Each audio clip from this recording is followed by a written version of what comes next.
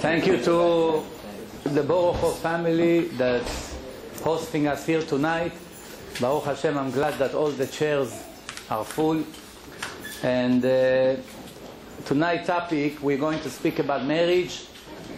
And in the last part of the lecture, I would be more than interested to answer all your questions. I'm sure you have a lot of questions in these topics. After, we're going to speak about a few different things. But before we start the lecture, I want to say 2 or 3 messages.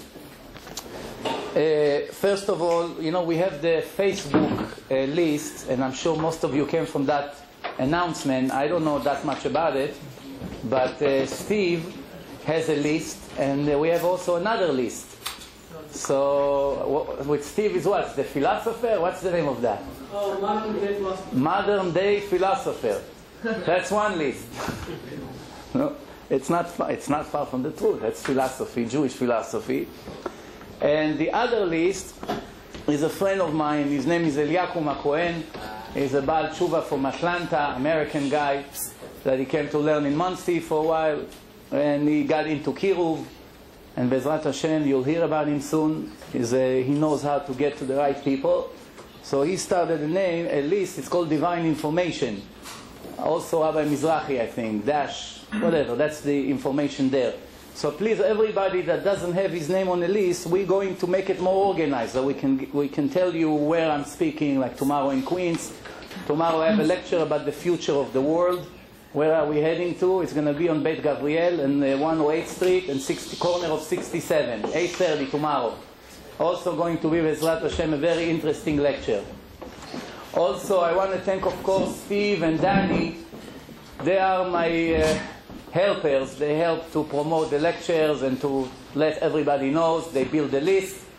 And they help with many, many other things behind the scenes. So, obviously, without the people help, one person cannot do that much, you know. So, I really want to thank them, and this is the opportunity. Now, the last thing, I also have a good friend of mine that's been helping me for years already in Kiruv. And I feel that a lot of the things that I do, he has a very, very main share in what we do. And I wanted to also dedicate this lecture to his success. His name is David Ben Esther. May Hashem help him in his personal needs. Hopefully soon he's going to have his salvation. Bezrat Hashem. Amen. Ken Yeh Ratzon. Okay, now we will start. As you all know, we received the Torah 3,320 years ago. What happened from the creation of the world until we received the Torah? It was approximately 2,400 years that people didn't have an official document in their hand. That doesn't mean they didn't have the knowledge of God. From the minute Hashem created Adam and Eve, Adam and Chava, right away there was divine information that was given to them and started to be transferred to their descendants from hand to hand for a period of 2,400 years. In the beginning, the plan was that all the people in the world, all the descendants of Adam and Chava, all of them will merit to receive the Torah of Hashem. But since there is a solid foundation in this world, that in order for a human being to receive anything from Hashem, he has to put a lot of efforts. Nothing comes without efforts. The more efforts a person puts in his life, spiritually, Hashem helps him spiritually and financially and everything else that he needs. And that's what the Torah says, Yevarchecha Hashem bechol mishlach yadecha. Hashem is going to bless you in everything you are going to do. Which means if you're going to do nothing, you're going to lose the blessing. But if you're going to do something, even though we are very limited, we can do 1 or 2%, the rest Hashem does everything for us. But the help of Hashem to every individual, Jews and non-Jews, is based on how much efforts they have. Now, a solid and very important key things in our life is faith, confidence in Hashem. There is a very simple rule in life. The more confidence you have with your Creator, the easier your life is going to be in everything you're going to do, in your marriage, in raising children, in money, in learning, in anything you can think of. Your life is going to be much more successful with major achievements in a much easier way if you're going to develop your faith and trust in your Creator. Every person with common sense understands that the Creator that made all of us, obviously, He's been feeding us for thousands of years. Everything that we need He gave us, and He set rules in this creation for us. And we see that every person in a creation gets exactly what he needs to follow and pass the test that God sets for him.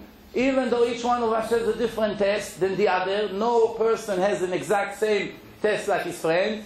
We have a lot of mutual elements in our life that we have to learn Torah, we have to be modest, we have to eat kosher, we have to keep the Shabbos, we have to get married, we have to raise the children to Torah. This is all mutual.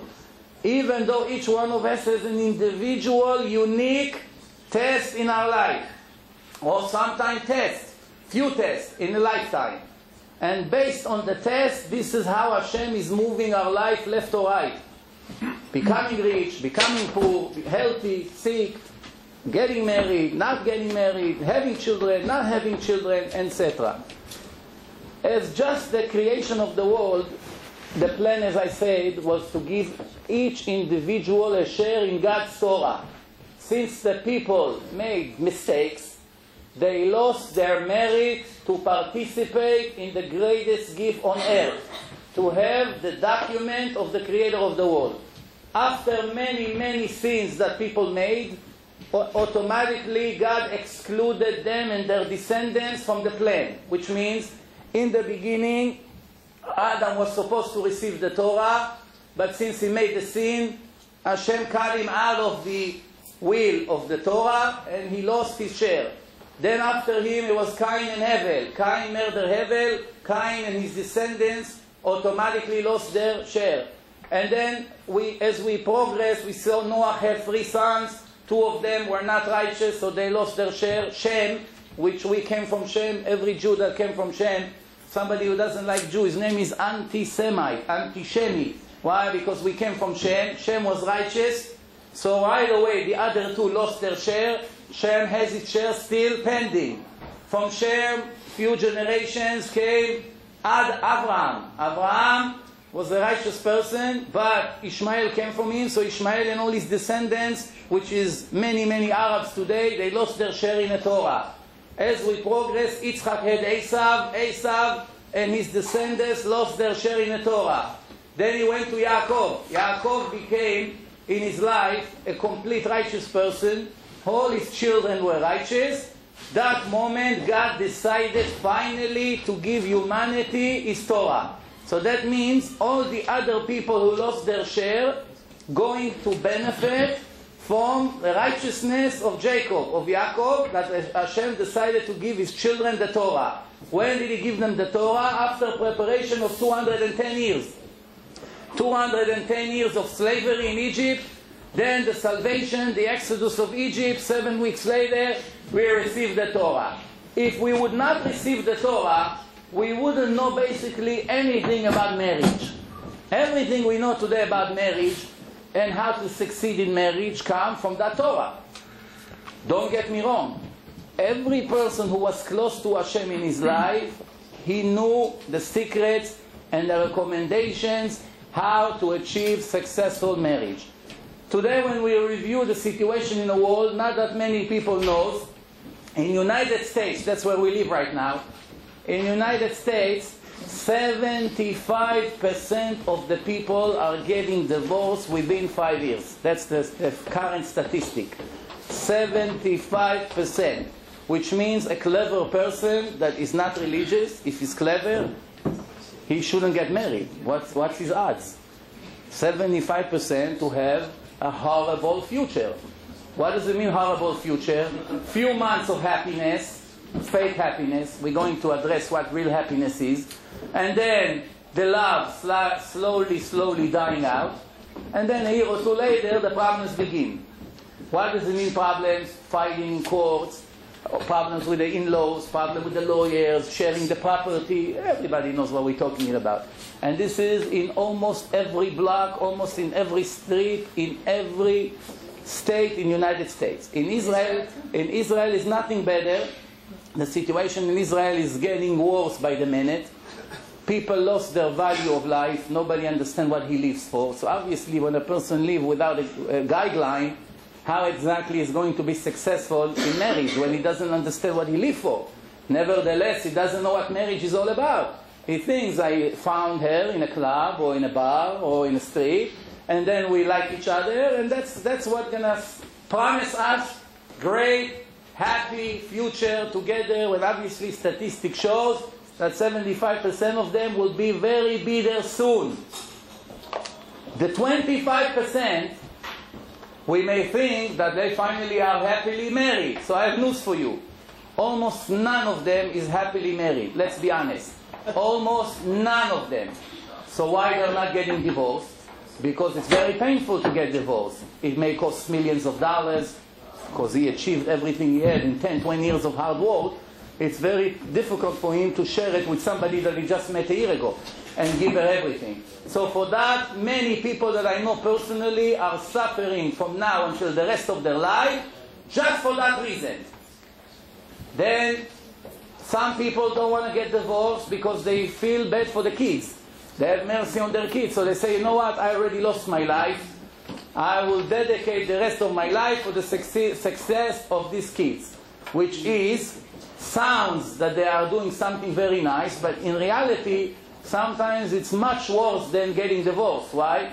Because the kids going to see 15, 20 years of humiliation, disrespect, fights, violence, all kinds of problems which going to destroy mentally the kids for the rest of their life. And the chance that these kids will be successful in their marriage is very, very low, because they know nothing better than what they saw for the last 20 years in their home. And that's automatically affecting them, because the person is a product of society. Everybody knows that, regardless of religion, that you take any person you want and you put him in a bad neighborhood with lots of crime, that's what he's going to turn into. Or you take a person that is not with the greatest IQ and you put him in a nice religious environment with decent people, automatically it's going to make him a better human being. Why? Because a person is affected from what he sees around.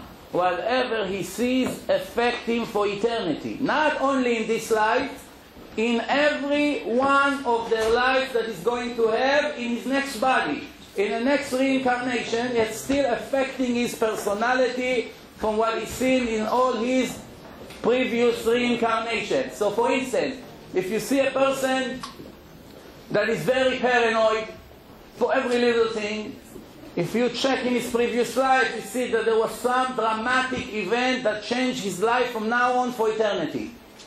If you hypnotize this person, it's a lot of work, and you determine the day that made him this trauma, you're going to find why this person behaved like this for the rest of his life, even though his soul is in a new body. It's nothing to do with the old body. It doesn't matter the body is only a cover. It goes only by the soul, not by the body like some people think. The Torah tells us very important things. That every person has his other half, a soul of a man connected to a soul of a woman. Before he gets married, he is not a complete human being.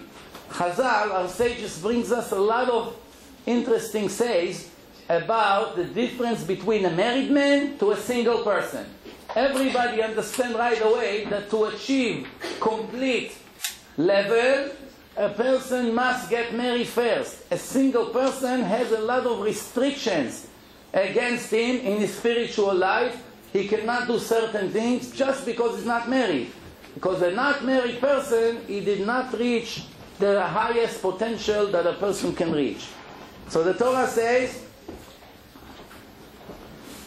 Al ken ya'azov ish et aviv ve'imo ve'dabak be'ishto. Rule number 1, which most of us fail to follow, and that's one of the reasons that we have horrible marriages, some of us, is the Torah says first recommendation. Until today, you're 21, 22, 25, 30, doesn't matter. you finally found your other half, and you established a new home, rule number 1, you have to leave your parents and stick to your wife. She becomes your top priority. If a person doesn't follow this rule, his marriage is going to have tons of problems. If he does it, or if his wife does it, every time her parents going to contradict her husband, if she follow her parents, that means her marriage are over before it's even started. And the same thing with a man. If a man gives his wife a feeling that his mother or his father is more important than her, he is violating the foundation of marriage according to God, not to the psychologists. We don't care what they say. They make up rules every new week, something new comes up. Accidentally or not, psychologists and psychiatrists have the highest committing suicide rate. and check if I'm correct. And the highest divorce rate. And they give advice to people how to make their marriage better.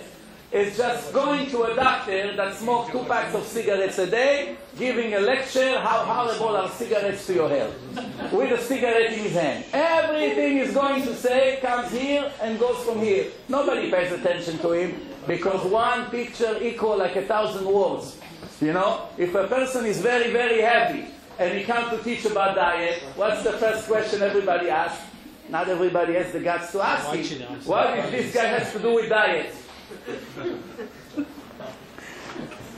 That's why the Torah says, Na'eh doresh, na'eh mekayem. If you still did not correct that problem, do me a favor, God said. Don't be a preacher. Don't give speeches about it. First correct your own cancer, clean it out. Then give advices to people how to become. And by the way, if this is the way you're going to operate, me, God, going to help you tremendously. That's called siyata dishmaya. Help from Hashem to do everything in the right way. Without it, you cannot even bang a nail into the wall. People think, what do I need God's help? I want to screw I want to bang a nail into the wall.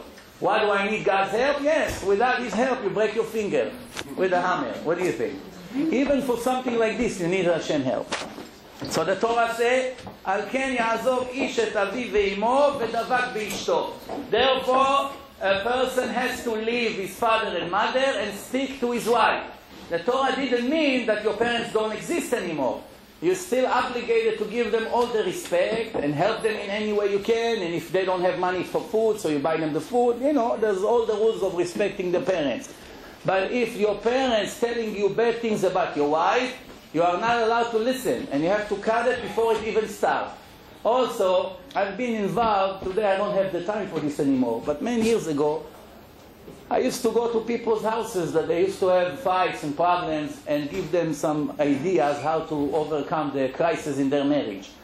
One of the things I found that destroyed marriages is that the parents from one side come and open the closets and check what they have in the house. Or they have comments why the car is in the driveway and your husband doesn't fix your car. You see, he doesn't care about you. Instead of making the marriage better, they are coming to destroy the marriage. Why he doesn't help you to change diapers? Who says that you're the only one who has to say it? Why he makes you work and you work more than him? Even if they write sometimes about their comments, it's a very, very big sin to instigate between husband and wife. The Torah says one of the things, chas v'shalom, that a person has no share to the world to come, believe it or not, en lo chelek la'olam haba, המסכסך בין איש לאשתו. Someone who makes a fight between a husband and wife, this is one of the holiest things in God's eyes. The marriage institution is a very holy thing and makes the human being perfect. And it's very important for the continuation of the world. What's the first mitzvah in the Torah? First mitzvah from 613, have children. To have children, you must get married first. So once you get married, the first mitzvah, pruvu. A person must have children in a nice, kosher, holy ways. Now, the Torah says,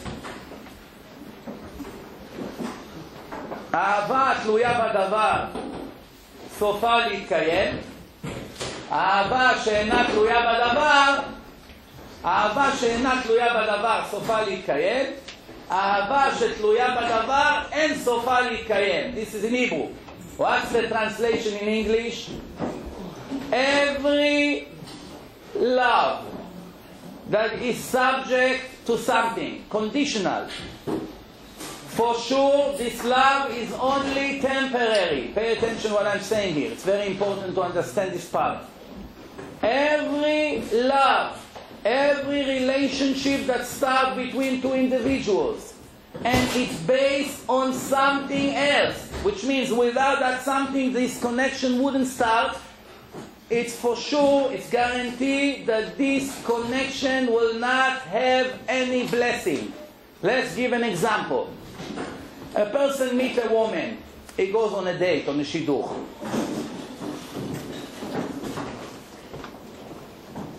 The reason he's going to marry this girl, let's give some example. One, her father's money. This marriage can never be successful. Second, her body. She's very skinny now, she's 20. She still didn't have time to gain weight. Soon she's going to have a few labors. And 6-7 years later, she's going to put some pounds, depression before labor, depression after, some cream cakes here and there. I'm nervous, she's driving me crazy. You find her at 2 o'clock at night on the cabinet, buying some cakes here and there, Everybody reacts differently when he's depressed. Some people cannot eat when they're depressed. Some people eat extra. So what happened? The marriage started, the connection between this guy and this girl started on body to body, or face to face. Once the body doesn't exist anymore, the connection is finished. The next day, what do you hear? He's not going to tell her, oh, you became so heavy. So what does he say? Oof, your soup again, the same soup. How much salt you put in? How many times I told you make it without this and without that? He doesn't care about the soup.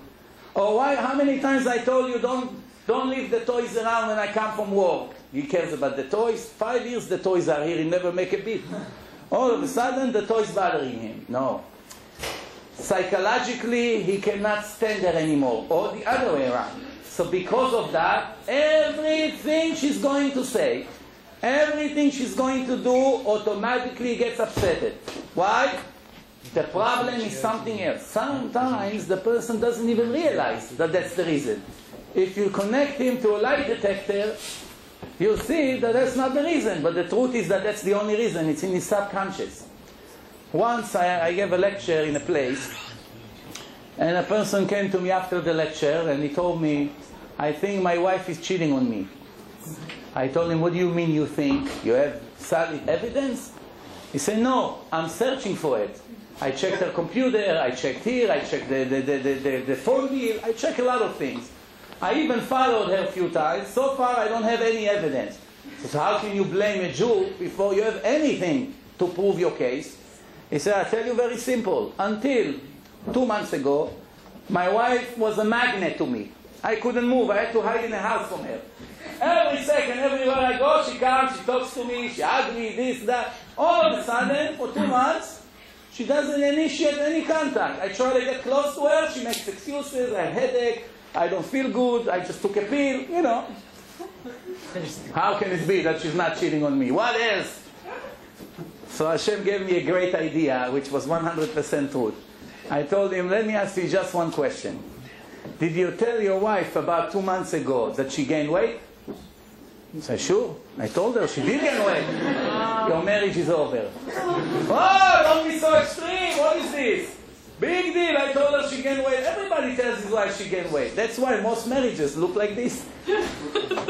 If a person will learn about the psychology of the woman, even in the highest temper that he ever gonna have, he will never make that critical mistake.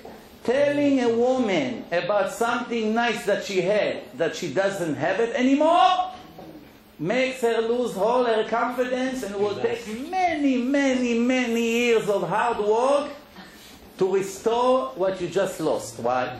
She is not confident next to you. She's coming all the time, covering herself, walking like this, walking like this. Why? She lost her confidence next to her husband. And it's a problem. It's affecting the direct connection. Why? Because she lost her confidence. Second common mistakes.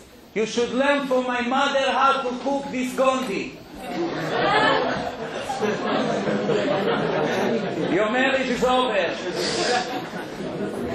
2 atomic bombs fell in 1 second. 1 atomic bomb fell in your home, 1 atomic bomb fell in your mother's home.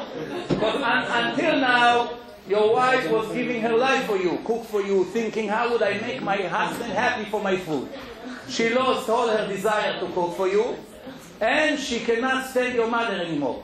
2 problems now. Go and correct these 2 problems. Why? This is the psychology of the people. He's telling me that I'm not good like her, that means she becomes automatically my enemy. Because every time she's around, it shows how bad I am. It all goes into the subconscious. You wake her up in the middle of the night, you see it bothers her. Why? This is the way the people are. By the way, everything I say, it's exactly the same way the other way around. Even though man is not so sensitive like the women, some things that the wife may tell her husband destroy him also for many, many years. We will get to it, Bezrat Hashem. So, every love, every relationship that started not purely, that means it wasn't pure connection between the souls. First he checked her bank account, or she checked his bank account, or his father made him an investigation. You know the joke. One guy wanted to get married, so he came to his future father-in-law. So he asked him, okay, Moshe, very nice to meet you. Let's eat, drink something, no problem. First question, do you have an apartment? Where to live? Hashem Yazor. Said, do you have a car? No, Hashem Yazor. Do you have money to buy a ring? Hashem Yazor. Everything Hashem will have. Hashem will have. Then he calls his wife, Aliza! I didn't know my name is Hashem. Everything Hashem Yazor. Tomorrow he gets married, he calls his father-in-law, we need help with this, we need help with this. The Torah says something like this. If a person goes into a marriage with his wife, and is a Talmid Chacham, he learns Torah, it's a shame to get him out of yeshiva, somebody like this growing spiritually very high, every day. If the father agreed to support him, not that he makes condition, if you give me this and this and this, I'm going to marry your daughter. If not, there's no marriage. Marriage like this starts with big problems. If they are offering money, then the money will have blessing, because it wasn't a blackmail. But if it has any kind of blackmail, all the future of this family is going to severely suffer. Why? With HaKadosh Baruch Hu, it must be perfect. You're playing games, you see the result 10 years later. That's before I even going to children education. That's not the topic here tonight. We see today what happened with the children everywhere you go. Before that, that's the whole topic. We are only talking about marriage only. When a couple meet, they go on a date a few times. Some of them very religious. They're shomer negia. She will never let her future husband touch her finger until they be officially married, when it's become legal. Some are not so much shomer negia. They're not going to chas v'shalom live completely like a husband and wife, but hugs and kiss a little bit, no problem. It's in the tradition of the family. Rabbi, everybody kiss and hug. You know, we're friendly people. What can I do that Hashem wasn't Persian or Bukharian? And in his Torah he said that no physical contact are allowed at all. Even to your best friends at work that saved your life, she only wants to shake your hand and give you a hug or a goodbye because you never see her again. There's no permission to touch her. You can only touch your wife. Even your sister, if she's married, the Rambam writes, a fool will kiss his sister. Rambam, one of the greatest people ever lived, he writes, only fools kiss their sister. He was talking about a sister that is already married to another man, coming and kissing her in front of her husband or not in front of him.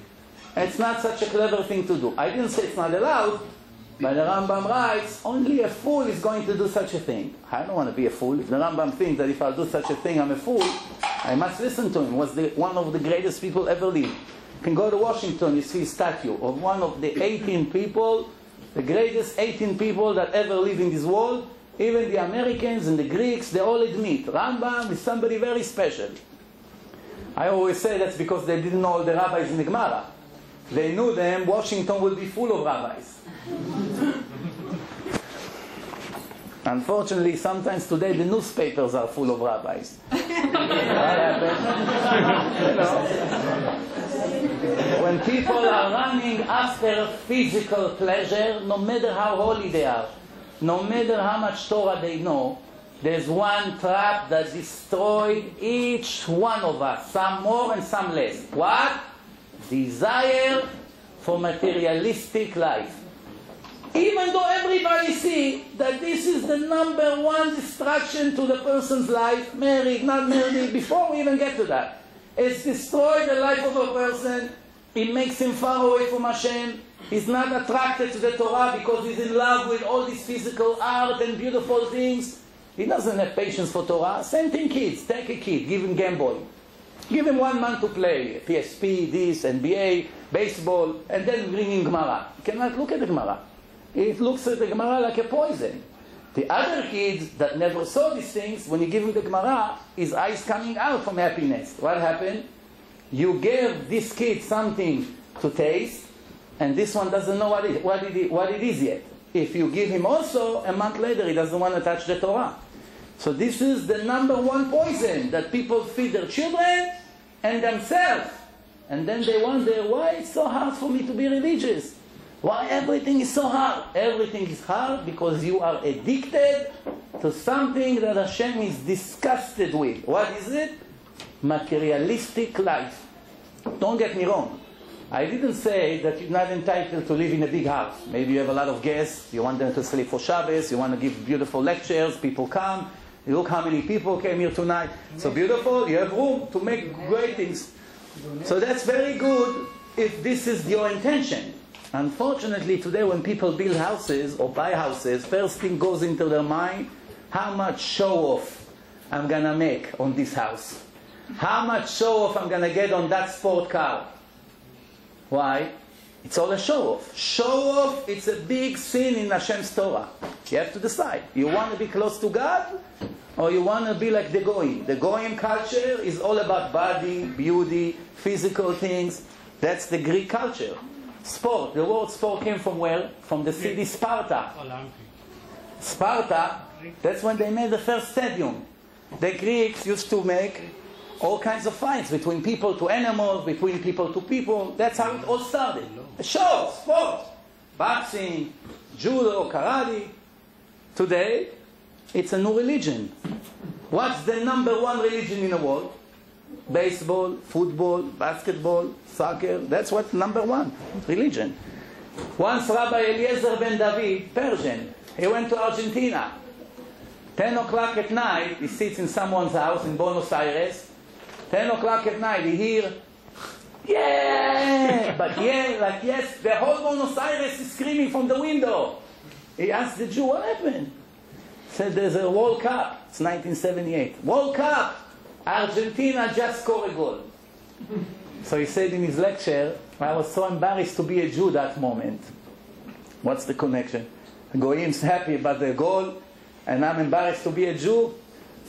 I say, I'm the son of Hashem. We just read in a parasha yesterday, you are my children. I love you the most. I chose you from all the nation. I want you to be mine. You holy to me because I'm holy. A list of recommendations and beautiful words of Hashem to the Jews. He said, not once in my life I scream like this, yes, I'm a son of Hashem, yes. 6.4 billion people in their life, only 13 million had a ticket in their hand. That's it. And I'm one of them. And from the 13 million, 11 million of them lost their ticket. Because they don't listen to Hashem. They drive on Shabbat, they do whatever they want. They don't care about Hashem. So they lost their ticket. So how many people in the world has a ticket to the life of eternity? 2 million. That's all. From 6.4 billion, calculate how much is 2 million. Do you want to be with the 2 million? Or you want to be with the 6.4 billion? That's the real choice in life. I'm with Hashem or I'm against Hashem. There's no in between. You have to choose. Either you enter this aisle or you enter this aisle. So remember, everything that wasn't 100% pure, no success later on. if a person married her because he loved her spirituality, it will never affect him if she's going to gain weight. Why? That wasn't the reason that I married her to begin with. Everything was going to happen with her, chas v'shalom. There was one case, a woman, she just got married. 3 months after her marriage, they got into a car accident, and her husband went into coma. For many years he's in coma, and she's a single, young girl, almost like a widow. Now, after a few months in the hospital, they moved her husband into the house with her. So she's alone, in her 20s, very beautiful girl, wants to establish her life, to get kids, to have something. Her husband is sleeping in a bedroom next to all kinds of machines, and she's watching him. Now, the only way she's going to ever be able to get married is when he dies, because he's not capable of giving a gift. So if he's going to stay like this for 20 years, she's finished. She's going to be single for the rest of her life. Then she's going to be 40-something. Maybe by then it will be very difficult for her to get married and have kids. One time, the machine started to beep. The oxygen stopped. There's about 45 seconds to go and correct it right away, or he dies. What a test she had. He's anyway dead, sleeping like this, for years like this in the house. Doesn't make a beep, nothing. They're changing his diapers, they come, they change the machine. That's his life. What a test! She went and revived him. She connected the machine. Then she came to the rabbi, and she asked him, did I do the right thing? Did I have an obligation to save him? Or I have an obligation not to kill him? But if he is going to die, maybe it's not an obligation for me to run and save him, because my life comes first. So he answered her, the Torah says, V'chai achicha imach. Yes, your life comes first, but your brother, you have to save him with you. Not only you. If you can save him, you must save him. It's going to ruin my future. God gave me rules. The rest is not my problems. I am paying the price right now. I'm going to die single. I will never have kids. Tragedy. Who wants to die like this? But the Torah has rules. And Hashem knew what he's talking about. What comes after to a woman like this? What comes to her? The greatest eternity. Why? Hashem pays reward to people who pass the test, not somebody who didn't pass the test. David HaMelech came to Hashem and said, I want to be the fourth wheel of your carriage. There's a carriage, it's Kabbalah expression, the carriage of Hashem. There's a chair of Hashem. It's in the highest heavens. There are 7 heavens, 7 different layers of spiritual worlds. After a person died, there are Shiva Rekiim, and the Gemara brings their name. And chas v'shalom, there are 7 layers in Gehenom, in hell. 7 layers under. So there are 7 higher, 7 lower. And in the 7, in the top one, there's the chair of Hashem. It's called Kisei HaKavod. So when a person makes tshuva, automatically he has a shortcut directly to the 7th one. That's why the Torah said, במקום שבעלי תשובה עומדים, אין צדיקים גמורים. Someone who is a complete righteous person from the day he was born all his life. But somebody who later made tshuva, age 20, 25, the one who made repentance, tshuva, is automatically jumping higher than the one who was born righteous all his life. Why? Somebody who tasted from the forbidden fruit and overcome his desire is much higher than someone who never had the temptation. Because everything in Hashem's payments is based on how much efforts you had. So if you didn't have a test, where is the efforts? No efforts, no reward. This is how it goes. So David HaMelech said to Hashem, I want to be the 4th one. We have Abraham, Yitzchak, and Yaakov. Put me the 4th one. So Hashem told him, you're not like them. So why? They had a big test in their life and passed it. You didn't really have any substantial test. So David HaMelech said to Hashem, okay, so test me. A minute after, the Navi says, Vayar et Batsheva al Agag. He went there, he saw the woman over there on the roof. And you know the story with Uriah Hittite. What? David HaMelech didn't pass this test. Hashem sent him the Navi, Nathan the prophet, and he started to give him a story, an analogy about Kivsat Arash, the sheep of the poor person. And this is it. One test with a woman, and he failed the test. The Rambam writes, Ezehu Baal Tshuva Gamur. Let's define a perfect Baal Tshuva. Jew that made repentance and in a very high level. What does the Rambam describe?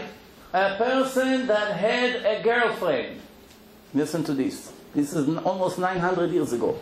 A person that had a girlfriend and he lives with her like husband and wife without kiddushin.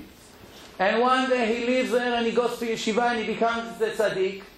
And it's a horrible sin to be with a woman before you marry her. Horrible sin. People don't know and they play games with it. And then they complain why their marriage is so bad. Because everything you do before the marriage, it's all measure for measure. You did sex crimes before, after your relation, your intimate relation with your soulmate is not going to be blessed. Very simple. Measure for measure. You kill people, you pay the price of it. You steal, you pay the price of it. Everything you do, you get punished in the same category. So relationship, forbidden relationship, affecting your future kosher relationship. Why? Measure for measure. And this is how it works. So, we conclude so far one part of the lecture. If you find a girl or she find a guy, and this is a kosher person, as I just gave you an example from the Rambam says, who is considered a perfect Baal Tshuva? He had a girlfriend, he became righteous, and now he came to the area and she came towards him. And she is still not religious, so she's very happy to see him.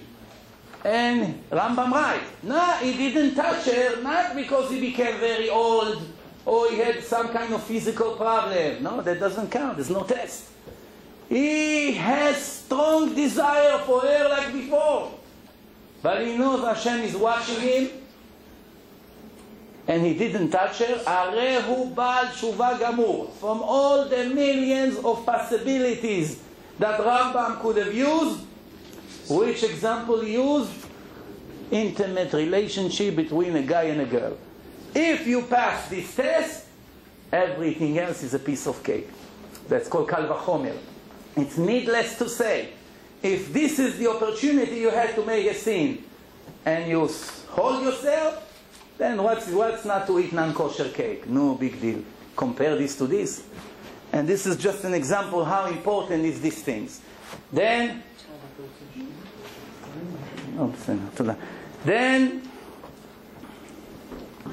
this is another thing. The Torah says like this, Chayav Adam le'ov et ishto kegufo ulechabda yoter migufo. A person must love his wife, must love his wife like he loves himself. At least the same, if not more. But for sure the same. And love her and respect her more than he respects himself. Which means even if you don't look for so much respect, with your wife you have to give her the highest respect possible. Holidays, he must buy her gifts. It's a halacha. He must buy her gifts according to his ability. If he's not a rich guy, so he buy her something not so expensive. Everybody knows that the gift is not the financial value of the gift. Is how do you give it? Rabbi Akiva brought his wife what? Why did he brought her? He told her, one day I'll be rich, I'll buy you a necklace, Yerushalayim Shel Zahav. In the meantime, she had straw. They lived in a little place that they made from straw. This is how it was for 24 years, until Rabbi Akiva became a billionaire. Why? He inherited his father-in-law's wealth, and he got 5 other treasures that came to him in his life. And that's what the Torah says. Rabbi Akiva became extremely, extremely rich in the second half of his life. So, a person must love his wife. If a person wants to be rich, the Torah says, make sure your wife is always happy. Not because you send her to the mall every day. No. Hashem is not interested in ladies going to the mall like this. Come on, let's be serious. Forget what we do. At least let's be honest. I don't like people who make sins and starting to give lecture how right they are. Just be honest. Say, listen, you're right. I'm a loser. Hashem said not to do, I do. Now help me to correct my way. That's the best way. And by the way, Hashem appreciates people like this a lot more than people who come and say, what do you mean? If I won't go at least once a day to the mall, you know how depressed I'm going to be? Ma, my marriage is going to be over. You have to check your spiritual level that going to the mall makes you happy. That's where the problem is. After you correct the spiritual cause, then you see that the mall is not going to add anything to your life. So, a person makes sure that his wife will never cry. Never to upset her even once in her life. If the wife cries, for sure Hashem decided a punishment to the husband that second. It's just a matter of time. For sure, without a question. Why? The Gemara says, you want to be rich, make sure that your wife be always happy. The Gemara gives an example of a rabbi that stayed longer in yeshiva. What did he do? He didn't go to the bar. He didn't cheat on his wife. He stayed to learn more Torah. Because his wife was worried, she started to cry. There was no telephones those days. And he died. Inside the yeshiva. Why? Next time tell her before not to sit home and cry. That she doesn't know what happened to you. In the old days it used to be very dangerous. People come with a donkey in a forest. Robbers are hiding. There's no, not like today. You go, you start your car. You have lights in Middle Neck Road. Everything is like daylight. Then, what is the thing that Hashem hates the most about a person? Who knows? Two things. That in the worst, if Chas v'Shalom we have it, we are in the worst situation that's possible. The two worst traits of a person, what are they? Anger.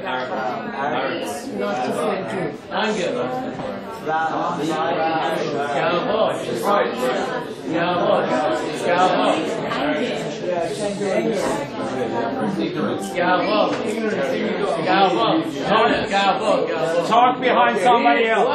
We got one right there in the end. I said it in Persian, you said it in Hebrew. That's all I have problem if you bother you, but I didn't give you the credit. Better. You proved my point. Good. Only joking. Next, ungratefulness. Kfui Torah. If a person is not grateful to people for what they do for him, Hashem, I'm quoting word by word, cannot stand him. That's the word. Lo sovel, cannot stand him. Gaftan and Kfui Torah. I'll give you an example. When Bnei Israel came out of Egypt, Hashem said, Egyptians that torture you for 210 years, the generation of Pharaoh, their children cannot convert to Judaism. No. But their grandchildren, third generation, they are not guilty. If they want to convert, no problem. This is what Hashem said. Ammoni and Moavi, there's two nations, Ammon and Moab, they are mentioned in the Torah, can never convert forever, for generation, for history, never, for eternity. Why? Why? Because 10 generations ago, your grandfather Abraham Avinu went to save Lot, his nephew. Lot was in a problem. Abraham went to a war against the king and he saved Lot. Who was Lot? The grandfather of Ammon and Moab. Lot had two daughters. They made him drunk. They slept with him that night because they thought the whole world died and they wanted to have kids. They meant well because they were afraid if he's going to die, he's the only man left. They didn't know that Hashem only destroyed Sodom and Gomorrah. So they thought the whole world is finished. Remember, there was no CNN yet. or BlackBerry to turn the news and say, okay, don't worry. In the other town, there are still plenty of men. No, they thought that's the last man, even though it's their father. It's before the Torah was received. So they have two new kids. One of them they call Ammon, and one Moab. Moab in Hebrew means Me'ab, from father. Ammon means Ami, that it came from my own descendants. So the names already say who they are. They became nations. After generation, they became nations. So when the nation of Israel came out of Egypt, they did not bring them water and bread to eat. That's all. $1 a person. All he had to do, bring a bucket of water. Hey, Jew, thank you for going through my land, having a shortcut. I want to do something for you. Here, take some water and a piece of bread. Take a bagel. Here. Bagel and a bottle of water. That's Obama brother. Because they did not give them, Hashem said, these two nations can never convert. I don't want them ever in my nation. Why? They are ungrateful. What do you want from them? It's not them. 10 generations ago, their grandfather was saved by Abraham. What do you want from them? They don't know this. They didn't go to school. Sure they know. Their existence is thanks to the Jews. The minimum they should have done, bring some water and bread. Since they did not do it, they are ungrateful people. I don't want ungrateful people in my nation. This is an example how strict Hashem is against ungrateful people. Comes the Torah and say, from all the people in the world, who is the first person that a man owe him gratitude?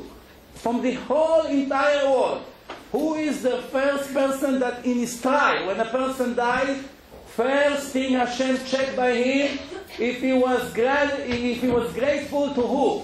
First thing, to his wife. To the wife. To his wife.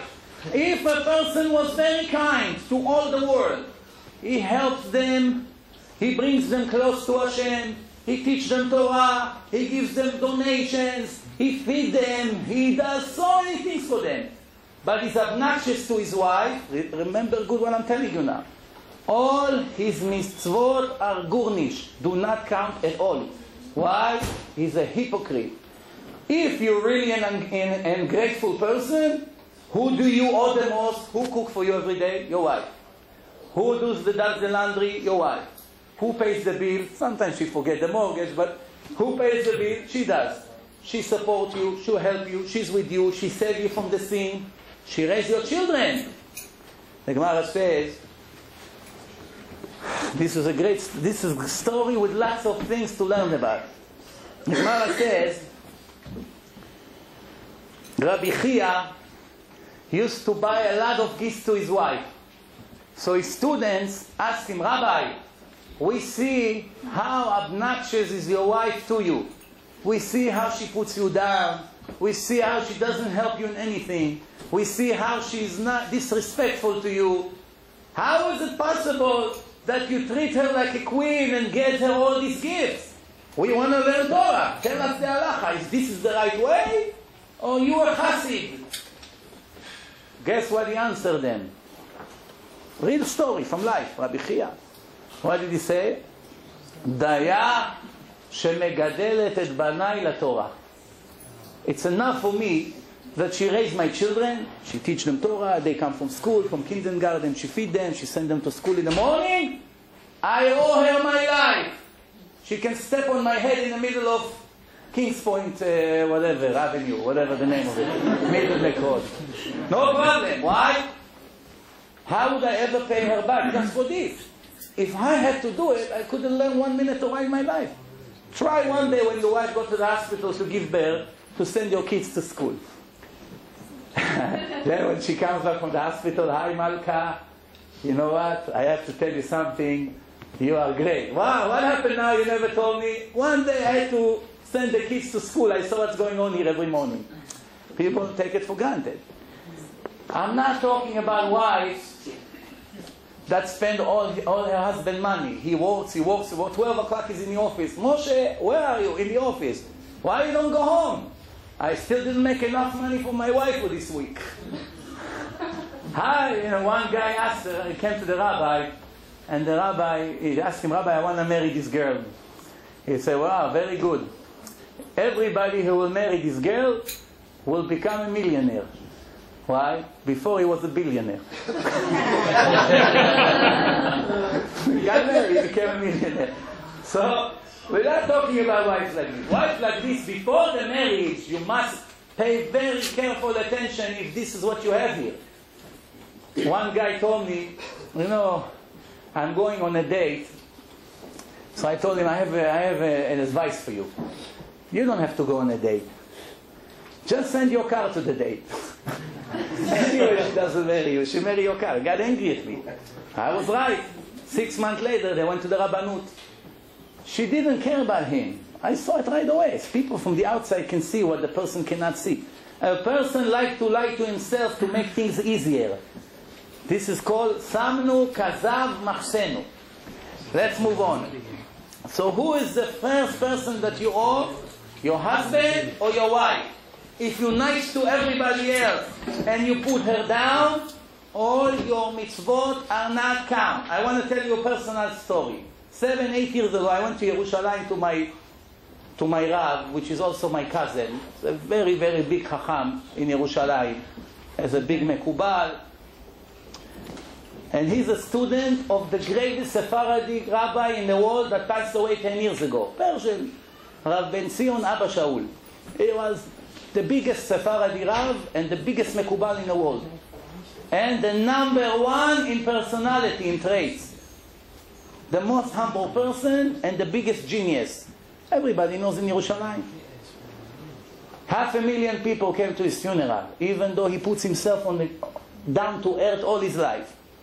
So once he told me, how many lectures you give a week? So I told him five nights. When you have time to be with your wife and your children? Hardly, maybe on Shabbat. I say, and your wife is perfectly happy with this? I say, sometimes yes, sometimes no. He said, I'm telling you in the name of Rav Ben Zion Abba Shaul, what he told me, I'm telling you. You're not allowed to go unless if your wife accepted 100% in her heart. If not, you're not allowed to go. I told him, what are you talking about? We're taking guys that don't know anything about life. 1 or 2 lectures, they become Shomer Shabbat, they put tefillin, they come to learn. He says, souls. It's the biggest mitzvah in the Torah, no? He said, yes. But if it goes on the expense of your wife or anybody else suffer because of it, it doesn't count the mitzvah.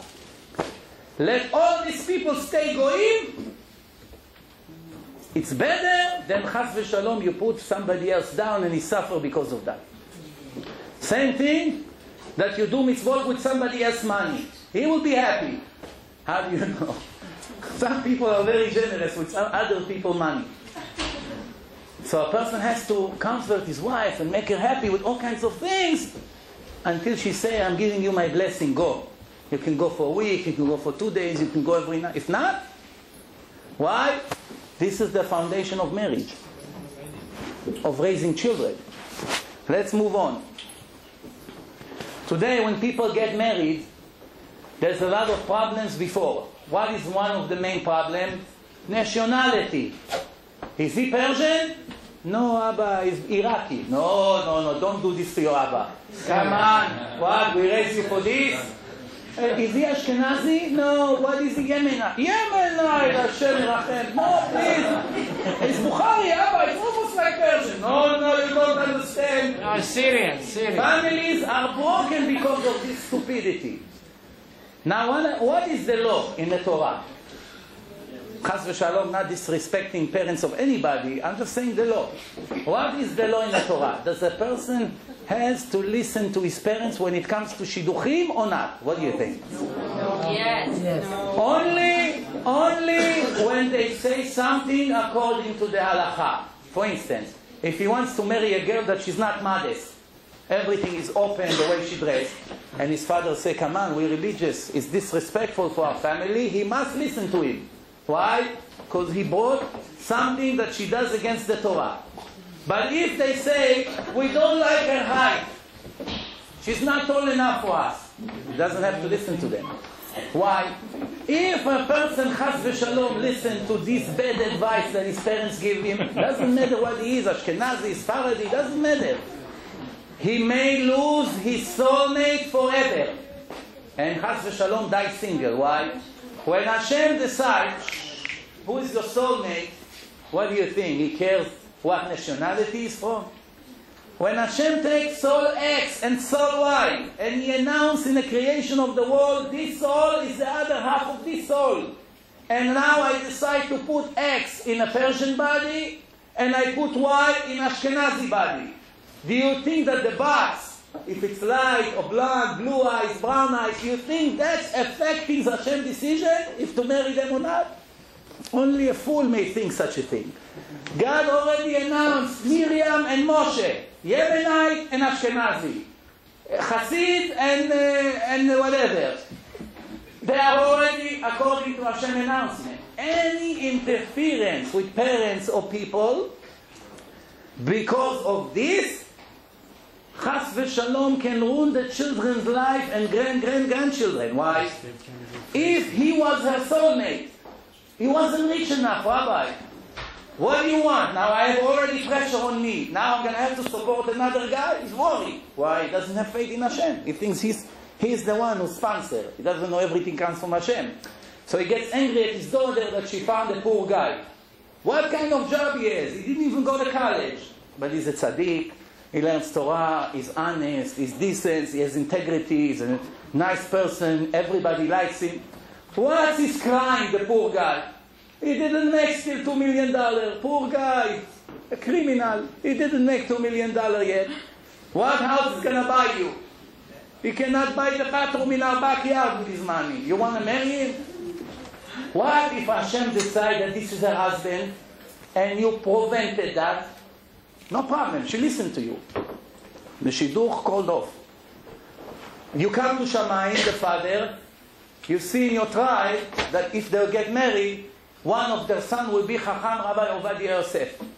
Because of you, he didn't come to the world. What are you going to do then? Now Hashem's going to see what was the reason that you didn't want your daughter to marry him. If because he's a thief, you are not guilty. If because he's a not Shomer Shabbos, you're not guilty. If because he's a stingy person, he doesn't give tzedakah and he doesn't care about anybody, you are not guilty. If because he goes on the street without yarmulke, without tzitzit, you're not guilty.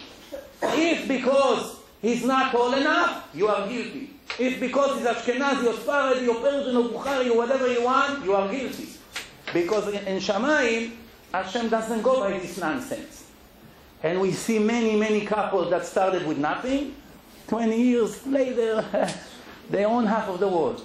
And we saw many people who got married with lots of money, and 7-8 years later, Madoff came and took everything. I want to tell you a story. I had a friend, we're not in touch anymore. He's in Israel, I'm here. But when he used to live in Monsey, his wife passed away. Whole Monsey was shocked and went to her funeral. Why? Everybody knew what a righteous woman his wife was. His name was Rabbi Yaakov Stefansky. He glued to Hashem, not with crazy glue, with any glue you can think of. Glued to Hashem, mamash like a magnet. Not 1 second you can move this guy from Hashem. See how he prays, how he learns. Unbelievable. 4 or 5 in the morning he's in the shul. After his wife passed away, one time he came to me. He said, I need an immediate help for about a week or two. I have a lot of bills to pay, and I don't even know how to write a check. So what do you mean you don't know how to write a check? He said, all my life, I never bothered with these things. I was only learning Torah. Now, when my wife is not here, I have all these papers coming here. I don't even know what to do. Until I'm going to learn, maybe you can help me out for a week or two. Then he told me a story. This story is in my head forever. Cannot take it out. Why? He said, at that time he was about 50-something. 55 maybe. So he told me all my life. Can you believe this, what I'm telling you here? All my life, not even one time I entered the store.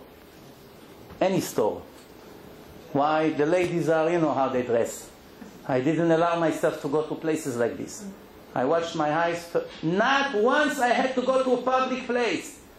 5 years I was in the attic of the house, except to the bathroom, I did not come out. 5 years with books, the best 5 years of my life. All day I was learning Torah. Every day I asked her, are we doing okay? Do you have money to pay the rent or the mortgage and everything and raising the children? Just learn Torah. Don't worry about it. Everything's perfect. Only when I came down, I found out that we had judgments and the marshal is about to take our house. In the last minute she had a miracle and she got the money. All she cared for me to learn Torah. Everything else she did. He said, this is who she was. When I sat next to her, she was dying from cancer. She told him, what are you doing here, wasting your time? Go learn. He said, no, I have to be with you. Don't worry about me. Go learn Torah. This is in this generation. It's hard to find girls like this. Sometimes Hashem take righteous woman like this instead of 10,000 other Jews that Chas v'Shalom has to die. Instead of taking 10,000, that's what Shir HaShirim says. Dodi arad legano lilkot shoshanim. Hashem picked a rose in thousands of thorns around it. One rose, he takes the rose instead of taking thousands. Why? On a scale, spiritually, this righteous person equal like 1,000 or 10,000 or 20,000. Who knows? Only Hashem knows to evaluate people. Hundreds of people, thousands of people were crying in her eulogy. This was a day to remember. Nobody ever forgot this funeral. The stories that her students were telling her, she was managing a school. In between raising her children and being a principal in a school and making the money for the house and taking care of everything, he doesn't know how to write a check. Nothing. Only to learn Torah. But Torah, he knows all the way from here to the end of the world. Why? Thanks to his wife. When Rabbi Akiva came back, his little wife Rachel came. 24,000 rabbis. The biggest in history. She comes. It was like this. They say, excuse me, ma'am, where do you think you're going? 24,000 men, you want to go in between? She said, I'm looking for the Rav over there. Then Rabbi Akiva saw her, said, everybody please to move, let her go through. Then he pointed at her and said, all your Torah and mine, it's hers. Why? She sent me to learn Torah. I was 40 years old, ignorant. I didn't open a book in my life. 40 years old. Now I'm 64 years. The greatest Jew in history. Somebody asks you, who was the greatest Jew in history? Rabbi Akiva. Remember, the greatest. When he started age 40. Most of us are not 40 even. Very good, so we still have future. Only started Aleph. Some of you have masters, this, BA, whatever, all these titles. I don't know anything about it. All right. Now, a person has to dedicate time to learn with his wife every day. Even 15 minutes. He learn halachot, lashon hara. He has to give her attention on things that looks very foolish to him. She cleaned the rice, she cuts the okra, whatever she does, he sits and helps her in the kitchen. It's a big chacham, doesn't matter. Chacham Ben Zion Abba Shaul used to peel cucumbers for his wife. Sit in the kitchen, the biggest rabbi in the world. He peels cucumbers and clean the rice for her for Pesach. Why? Down to earth. Why? She's the closest person to me in the world. Rav Aryeh Levin, 45 years ago, the rabbi of all the prisoners, used to go sneak into jails and teach the prisoners Torah. Rabbi Aryeh Levin. When he went to the doctor with his wife, she had problems with her leg. This is how he used to say. Not a joke. Our legs hurt. Why? Her leg is my leg. My wife suffers, I suffer more. The Torah says, when a Jew suffers, HaKadosh Baruch Hu suffers with him exactly the same. Chas v'shalom, a Jew cries, the pain that he has in his heart automatically goes to Hashem's. Hashem is a spiritual thing. It's hard for us to understand how we can compare this, but that's what the Torah says. Bechol tzaratam lo tzar.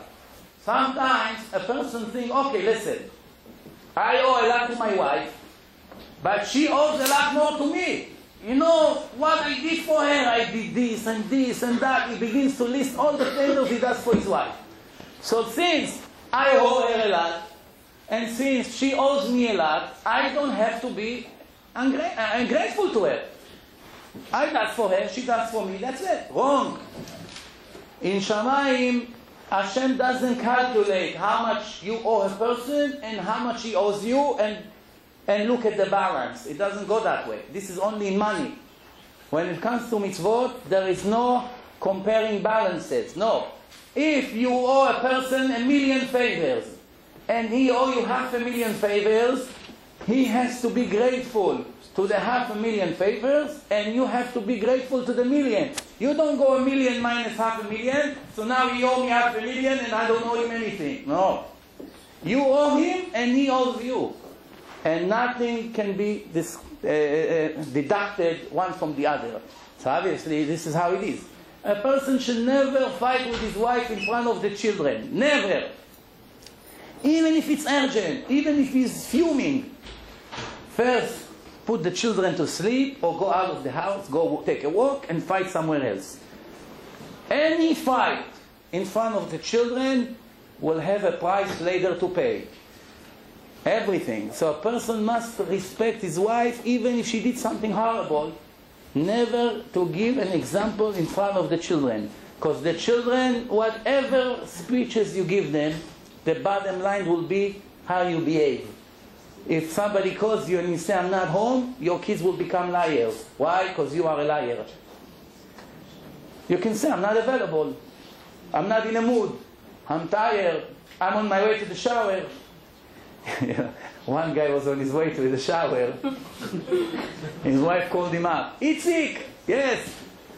Are you still out of the shower? Yeah, I went to my towel. I'm going inside. I was just about to turn the water on. Do me a favor. I left the soup on. Please go and shut the fire. It's all going to come out. I'm on the second floor. No, do me a favor, please. Okay. Now he's thinking, I'm going to get dressed again and go down. Let me run quickly. I'll shut the fire and I come back. Nobody's in the house. She's away. He runs naked like this in the stairs. Tells the guy, full house like this. 300 people. Surprise! Real sorry. Why? Halacha in Shulchan Aruch, a person must be modest even in a bathroom. Why? He thinks nobody sees me. It's only me and Hashem. Well, I don't have to be embarrassed from Hashem. He sees me under my clothes. He knows how I am, no? So what's the big deal that I have to be modest? Wrong. By the way, not that many of you knows there are always souls that are flying in space. The souls can see us. We cannot see them. They see us, but we cannot see them. Sometimes you're alone in your bedroom, getting dressed, putting deodorant, perfume, looking, oh, very good. And somebody, a male or a female, is watching you. But you don't see that. Sometimes you see the dogs or the cats are jumping and looking up. They see what you cannot see. That's why they get very scared. They run in the middle of the night. All of a sudden the dog is barking, running in the house. Such a quiet house. What happened to this dog? The dog see what you cannot see. Now, just because before I give time for questions,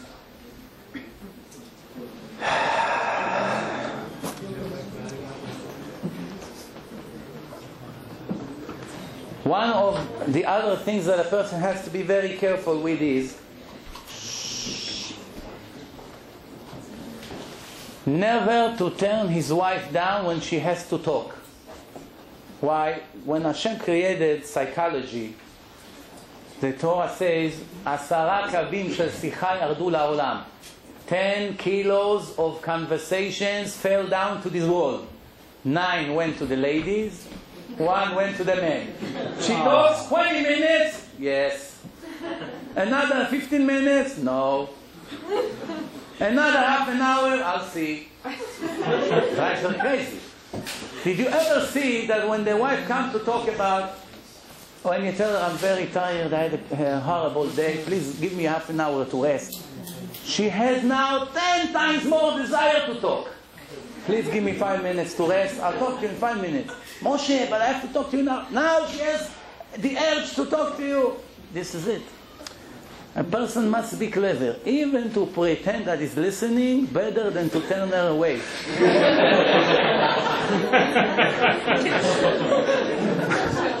Why? She has to get it out.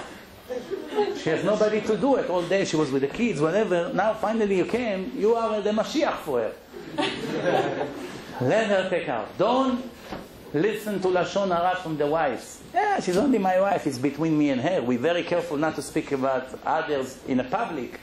Wrong. To speak Lashon Hara even with your wife is exactly the same sin like speaking to someone on the street. When she comes to tell you about her sister-in-law, or her mother-in-law, or not mother-in-law, somebody else, somebody from school. You know, this teacher, she drives me crazy. I think she called, she did this, she did that. I'm not interested to hear Lashon Hara. To get her used to speak Lashon Hara, you and her together, Chas v'Shalom, lose all your zchuyot, all your merits. Once a person gets married, the Torah says, first year he has to treat his wife extremely special. He cannot bring any guest to the house to sleep. My parents are passing by, you know, they're coming from France, they're going to New York and then to Israel and they need 3-4 days to sleep. Pay to the hotel, put them in the hotel, go and bring them back and forth. Don't bring extra work to your wife first year. First year, you do not go to the army, the Torah says. It's a big war. Hashem says you just got married 1 year, you dismiss from the army. Why? Vesimach et ishto. You have to build your relationship with your wife. When do you do it? First year. Today, the people live like goyim, unfortunately. So they build their relationship before they even got married. So by the time they come to the wedding, they're already thinking, when are we going to start the divorce process? Now I have news for you. In Israel, you have 2 offices. One for Kiddushin, one for Gerushin. 2 steps, one from the other. Room here and a room here. There's one old man sit there in Rabbanut. When her couple's coming, they're very happy. She comes in. Where are the applications for the marriage? The Rabbanut in Israel. So this old man, why don't you take an application in this room also? So they look at him, what do you mean? It's Gerushim. We just came to get married. We're not for divorce. Trust me. It will be a shortcut. It's cheaper people in advance. So. A shortcut. Why? If you won't take a number, when you will want to get divorced, you're going to have to wait extra 2 years. They have a lot of work here. Why don't you save yourself time? Take a number. Maybe you won't need it. Why? The statistics don't lie. Most couples would end up in this office. So now,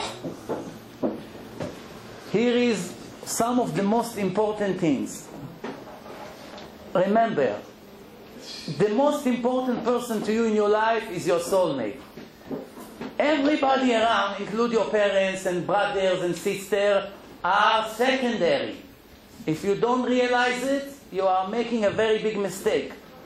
I know you love your father. I know your father bought you your house. I know he put you into business. I know he bought you your car. I know he saved your life when you needed the surgery. Everything you right. Hashem knew that. Hashem wrote in the Torah, your parents until now was primary. Now they are secondary. Sometimes the only condition to get married if I live 1 block away from my parents. Who says it's good?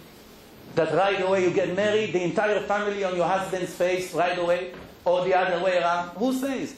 The Torah says it's so difficult to make Ibud Orim. It's Chachamim say it's better to live far away. Why? No matter what you're going to want to do for your parents, it will never be enough. Chazal. It's very difficult to satisfy the needs of your parents, or it's very difficult. So remember, many marriages are falling apart, trust me from experience. Why? Because of the in-laws. And sometimes the in-laws mean well. They really mean well. They will give their life for them. But they don't understand, not all of them learn in yeshivot, or they learn all the laws in the Torah to give the right advice. Sometimes she's insecure, so the mother-in-law comes and give her advices. She really wants to help, but by giving her advices, she loses her confidence even more. Or if she brings food, and in a table people give compliments to the mother-in-law food and not to her, 2 months she's in depression because of that. This is what happens all the time. Hashem gave us all the right advices for healthy marriage. If a person is grateful, most of the problems automatically are away from him. If he's ungrateful, egoistic, it's very, very big problem. Now, another common problem in marriages. Problem with honesty. A lot of lies. Where were you? I was in the office. Where were you? I was with my friend. We ate lunch. Lies between couples are worse than lies between other people. Because remember, Hashem agreed to erase his name to save the peace in the family. If her husband suspected that his wife is cheating on him because he saw her with somebody in a closed room for a few minutes, that's all. She went with her boss, they locked the door for 5 minutes. Then she came out with the papers, and her husband accidentally came and was waiting outside. No proofs! She only was in a room with the locked door for 5 minutes. 3 minutes actually. 3 minutes and up. He tells her, that's it. Our marriage is over. Unless, if I take you to the Kohen in Bet HaMikdash, the Kohen has a special card like mezuzah. He takes the feather with the ink, and he writes the name of Hashem, 72 letters. The 72 special combination in the name of God. It's called Shem HaMeforash. The highest spiritual level of the name of God. They write it on a card of the mezuzah, they roll it, they push it inside a glass of water, all the ink starts to fade and goes into the water becomes in a different color, and the Kohen tells her, drink the water. If she cheated on her husband, her wounds explode and she falls and dies right away. This was in the time of Bet HaMikdash, 2,000 years ago. If not, the Kohen gives her the best blessing that her children, all of them become big tzaddikim and Talmidei Chachamim. So now, what do we learn from this story? That Hashem, you know, if you go and buy a mezuzah or a tefillin, you have to be very careful who you buy it from. First of all, it's not recommended to buy it from stores. Why? The owner of the store, he doesn't even know who's the sofer. You think he went and checked him? Somebody came and sold him 20 pairs. He paid, he sell it for double. That's it. Business like everything else. Like he sells books, like he sells shofar, like he sells tzitzit, whatever he sells. Sometimes you take your tefillin to check them, they tell you it's kosher. Very good, but it's really not kosher. Why? Because the one who ordered it wasn't 100% honest, and after he walked 6 hours in the heat of Israel, in the humidity there of Bnei Brak, he's dying. Oh, he made a mistake. Some mistakes you can correct, some mistakes you cannot correct. If he took a razor and shaved it, the ink, and re-rolled it, you will never know. But it's pasul forever. You put tefillin like you never put tefillin in your life. You get rewarded from Hashem for your efforts and your good intention. But the actual covenant on your heart and on your brain, which is the soul, you don't have. Why? With Hashem it has to be perfect, not 99%. Now listen to this. How do you correct tefillin or mezuzot? If you wrote Shema Yisrael, Hashem Elokeinu, Hashem Echad, right? ואהבת את השם אלוקיך בכל לבבך. If you only wrote Shema Yisrael, before you wrote the word Hashem, you made a mistake. No problem, you can correct. Why? You didn't write the name of Hashem yet. But if you wrote the name of Hashem after the Israel, that's it. You cannot erase. Why? Because you have to erase from the end to the beginning. You have to go reverse, and you have to write the tefillin and the mezuzot in the right order. There's a big secret of writing it 713 letters in the right order. If you finish it and now you found a mistake, you cannot correct this mistake. This mezuzah doesn't have holiness in it. So now, the poor guy worked 10 hours on a tefillin, poor, it's pasul. He has to bury it and start from the beginning, and nobody pays him for the 10 hours. Nobody. But if it's chas v'shalom going to affect the marriage between a husband and wife, Hashem say, excuse me, there is an exception to the law. I'm not interested to see a broken house in a Jewish nation. I allow you to erase my name in the water, which is a big thing, to put the husband and the wife together. If she cheated on him, he's not allowed to touch her ever again. There's no forgiveness. If a woman cheated on her husband once, and then she comes and cries, I'll die for this, please, forgive me, I'll stand on the television and ask forgiveness, I'll give you $2 million and whatever you want. Even if he forgives her, he's not allowed to take her back. Why? Hashem doesn't allow him. This marriage is over, finished. And chas v'shalom, if they stay, there's problems with the children for generations. Why? a woman is a holy thing and she's dedicated to one man.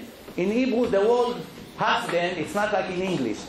In English, the word husband doesn't tell us about the nature of the husband, nothing. In Hebrew, the word ba'ala has a very deep meaning. When you come to a store or to a house and you ask, who is the balabayit here? Who is the owner? How do you call the owner of the house? Baal habayit. The owner means Baal. Husband is also Baal. Baal, it's owner. Why? He bought her for money. That's the whole thing about the ketubah and the ring. So he's the owner of his wife. What's the second meaning of the word Baal?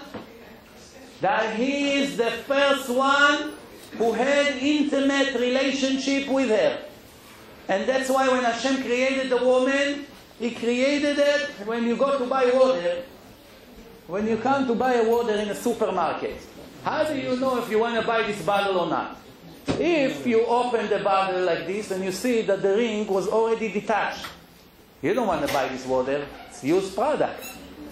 Why? They put a seal on the bottle. Why they put that seal? To tell you if it's a used product or brand new water. Rabbi, you are really something. If you hear click, come, be my wife. If you don't hear click, something went wrong here. Why Hashem did it? You think when the creator of a product, did you ever see a product that was created without thinking? Everything that you see here, you know how many years they thought about it? How to write it, how to make the shape, to make it stand, that it's going to be steady, with what kind of plastic, that it's going to be clear. There's a lot of thinking into this. When Hashem created the woman, He made a sign in her body that when she goes to get married, her husband won't have to trust her word. Am I your first husband or not? He will know right away. The value of a virgin woman in the Torah, it's much higher to a non-virgin woman. The Torah gives levels of people. Why? Because she always connects to her first man forever. This is the psychology of husband and wife. This is how Hashem made the world. Today, nobody knows Torah. Nobody knows Hashem. Nobody knows what Judaism is all about. People live like animals. She moved her tail a little bit in a disco. He came like this with his hair. 2 minutes later, the husband and wife. Tomorrow morning he wake up. Who was my wife last night? He doesn't remember. What am I doing here? What did I drink? Then they wonder why later their marriage going to look like a horror. Hashem has a reason. Now, why Hashem didn't make any sign by the man to show the woman if she's his first wife or not?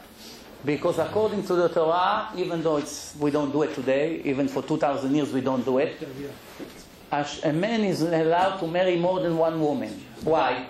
I'll tell you why. In the old days, we didn't have airplanes and very fast boats like today. So people went on a business trip. It wasn't 3 days. It was 8 months, 7 months without his wife. Since the most horrible sin in Judaism is wasting seed. It's the worst sin for a man. It's almost impossible to correct the tragedy, the damage. It's called genocide in a Zohar, in a Kabbalah. Why? Because there's millions of souls in every time. It's a very, very big sin. According to the Zohar, Chas v'Shalom, someone who makes that sin goes to the 7th lowest place in hell and never ever comes out of there. Ever. It's impossible. Unless if he made tshuva in his lifetime. But to make tshuva for this, it's very difficult. It's not like, oh, I forgot to put tefillin one day. No. It's very difficult to correct that tragedy that a person did. So since it's a very big sin, Hashem knows the nature of the man. He goes away 6 months, 7 months without his wife. He goes now to Europe. He goes to Africa. He's allowed to have more than one wife. Life in the old days wasn't like today that you need a $5 million house here and $10 million house there and 15 cars and insurance and this. No, people had little house that they built with their own. They put some pieces of wood to make heat in the house. Floor, you didn't have marble from Italy, imported, none of these things. There was no insurance. You didn't have to pay yeshiva $2,000 a kid. It was a different kind of life. A person could sponsor more than one wife. So one wife lives in Israel, one wife is in Syria. When he goes to Syria, 6 months here, 6 months there, he doesn't make sense because he has a kosher wife. Until the level of the people went down, and they saw that the person cannot maintain one marriage. He wanted to have two. Rabbeinu Gershom, 1,000 years ago, he made a cherem. A curse on a person that marry more than one woman. The Sfaradim, when they get married, the next time when you go to a wedding, pay attention to the words of the rabbi that reads the ketubah. What does it say over there? I swear to her in a handshake. It's called like shvuah. בתקועת כף, בשבועה חמורה, that I will never marry anyone, any other woman on her. Why? Because from the Torah I'm allowed. So this is a restriction. I'm signing an agreement in the day of the marriage, Sfaradim, they're not allowed to marry another woman. Why it's so important? I'll tell you why. Now he had a fight with her. When they got married, her father bought him a house. So they put their name of the house on him and her. Now they have a big fight. They want to take the house and throw it into the garbage. So you know what? No problem. You're not getting a get from me. I go to France. You don't know where I am. I won't tell you where I am. He goes to France, to Africa, I don't know where. He comes over there. What are you? Single. Nobody knows him there. He gets married again. From the Torah, I didn't make any sin. That's why we signs in a ketubah, in a shvuah. Now it's a big sin. You made a shvuah. You swore. You cannot do it. The Ashkenazim don't need to swear in a ketubah. Why? It's a general covenant for the entire Ashkenazi Jews in the world, that the chief rabbi of all the Ashkenazim in Europe, he made a decree 1,003 years ago. No one is allowed to marry more than one man. But a woman, only one man. The Torah says when Chas v'Shalom a couple is getting divorced, the altar of Hashem is dripping tears, which means it's an analogy like Hashem is crying on this couple. If I had the money and the time, the first thing I would have done tomorrow morning is open a college to teach Jewish boys and Jewish girls preparation for marriage. I promise you, it's much harder than to become a doctor. I promise you. Take my word for that. To be a husband, you have to be a psychologist. Did anybody prepare you that after your wife going to give birth, a month before she's going to be depressed, and 2 months after she's going to be depressed? Do you know how to handle depression? It's a part of marriage. It happens to a lot of girls. Did they teach you about relationship? Did anybody teach you how to raise children? What to do, what not to do, what mistake never to do? 1 minute you didn't watch your kid, you destroy them forever. I just had a story on my way here from a woman that taking care of 2 very rich kids from a very, very rich family, billionaires. And their cousin came. In 20 minutes that they sat with them in a computer, destroyed their life. That's it. The damage is done. There's no way to correct it. Why? What goes into the subconscious of a person can never go out. There's no way to erase it. One bad look on a woman, you cry 1 million years to take it out of your computer. There is no delete in the computer of Hashem. You have all the buttons in the computer except one. Delete, you don't have. Finished. Every bad look, every bad movie, according to the Torah, if a person is with his wife and he's thinking about another woman, he will never dare to touch another woman. God forbid, I'm married. Rabbi, what are you saying? I only thought about her. It's exactly like cheating. It's called ni'uf. And the kids that come from this relationship are very bad, in a very low level. Why? Because there was cheating in the time that he was created. It's called ben tmura. He's with his wife and thinking chas v'shalom about somebody else. Same thing with a woman. And there is a story which is hard to believe. But it's an authentic story and it was checked. A white couple had a black baby. They checked the DNA perfectly like the husband and wife. But it's black and they white. Guess what? In their bedroom, there was a picture of a black baseball player. Every time they were together, she was looking at the face of this black player. So spirituality affects physical. Spirituality affects your feelings, affects your behavior. If a person learns Torah, when he comes out of the Torah lecture, can he go and make a sin? No. An hour or two he says. Why? The Torah is antibiotic to the evil inclination. Before the lecture, he has planned to go to the club. After he heard such a lecture, he wants to go out with Christine. Wait a minute. I feel the knife is still stuck in my heart. Come help me, take it out. Maybe tomorrow it's a new day. That's why Hashem say, Barati Yetzer Hara, Barati Torah Tavlin. The Torah is a medicine against the Yetzer Hara. Last thing for tonight.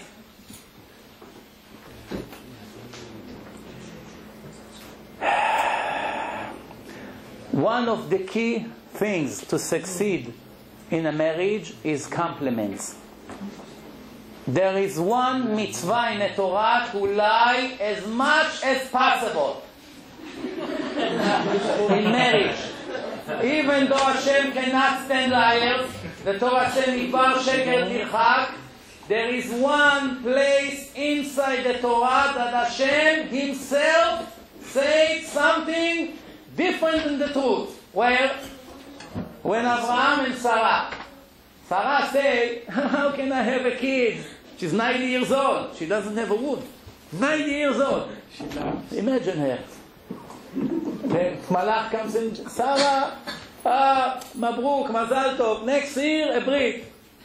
Get lost, but you're crazy, what is this? 90 years old like this. So she said, she didn't talk about herself. She said, how can it be? Adoni Zaken. My husband is Chpiar, he was an old man, 99 years old. He cannot see me anymore. You want him to have kids. 99. So when Hashem comes to Abraham, he said, Lama tzahaka Sarah? Why Sarah is laughing? I sent an angel to tell her that next year she's going to have a baby boy, and she's laughing? I pale me Hashem davar? Why? Anything is difficult for me to do? Ani Hashem, if I want to make her pregnant, it's a problem for me. I make people get up from bones, resurrection of the dead. From a drop of seed, a person comes out. A drop of liquid. Oh, Albert Einstein is walking, thinking. Who was he 20 years ago, this Einstein? A little drop. Nobody could think that from this will be Chacham Ovadia Yosef, Chacham Eliashib. Right? So Hashem told Abraham, למה צחקה שרה ואמרה ואנוכי זקנתי. Why she told me that she's old? She didn't say that she's old. She said my husband is old. But when Hashem came to Abraham, he didn't tell him your wife said that she's old. Hashem changed the truth. Hashem said she said that she's old. Why? Peace in a family, it's holy for Hashem. This is what is checking you first before anything else. So, if your wife made a food and it's horrible, there's the great Gondi. What a great sabzi you made. What great ashpolo, whatever, you know. What great gefilte fish you made. She bought it in the store. What do you mean? Pretend that you don't know. You know, there's one rabbi, for years, his wife making him tea every morning before he goes to the yeshiva. One time, he left a little bit from the tea. He said, let me finish it. She drinks the tea, salty. She was putting salt, 2 big spoons of salt, for years. Every day he drinks the tea. There's a great tea, Persian tea, original. With salt. Why? Maybe she get offended. I drink it salty, no problem. No? Righteous or no? I don't expect you to drink salty tea. Okay? But compliments is the name of the game. How great you are. How great you look. What a great outfit. What do you care? You hate the color. What do you care? She wants to change the couches. She wants the ugliest couches. What do you care? What do you care? You're not home anyway. This is her environment. Let her be happy. Wow, great sofa, great couch. Wow, I see you had a hard day. Compliments erase all the problems. No matter what you did, even if there's no food to eat in the house, if you constantly give your wife compliments all the time, your marriage will always be happy. One guy came to my house for Shabbat, and that was the best compliment I felt I ever got in my life. Enjoy the food. What did he tell me? From all the places I go, you are the only one I never saw that you fight with your wife, ever. Nothing, even a little word. And I went to another place with the name of another rabbi, also over there. Other places, I saw tension, problems, comments. Why? A person has to work on himself very, very hard that his wife will be happy. Everything first her. If she's happy, you'll be rich, you'll be successful, everything. Why? She's your partner to life. She's your other half of your soul. Most divorce cases come because people have negative personality, bad traits, pride, ego, stingy, anger. All these bad traits come from lack of confidence and faith in Hashem. He doesn't believe in Hashem.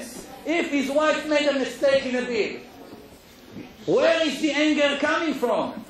It's all from Hashem, don't you understand? Now Hashem wanted you to have this test. Okay, no problem. Please next time try to be more careful. The chances that she will correct her mistake is much higher than when you scream. The Torah says, a person that is proud, even the members of his family cannot stand him. Chazal said. Why? He's full of anger, full of comments. Always have comments. He always tells people in the house, and everybody is shaking. He comes home, everyone is, you see how my kids respect me? No. They don't respect you. If they could, they'd kill you. The only reason they sit like this, because Adolf Hitler just came in. So they walked. Look at him. Oh, the next thing, the bed or the stick is coming out. This is what the kid understands. That's not education. And the first moment he will be free, he will be the biggest criminal. Why was he a good boy? Because he was afraid to get beaten up. That's not education. I'm not saying to be too soft with them, but this is it. Okay, so now I'll give a few minutes for questions. If you have any questions about this topic or in different topics, please take the opportunity right now to ask your questions. Any questions about getting married, about those who are married already? I made it so clear? And that's it. Thank you very much.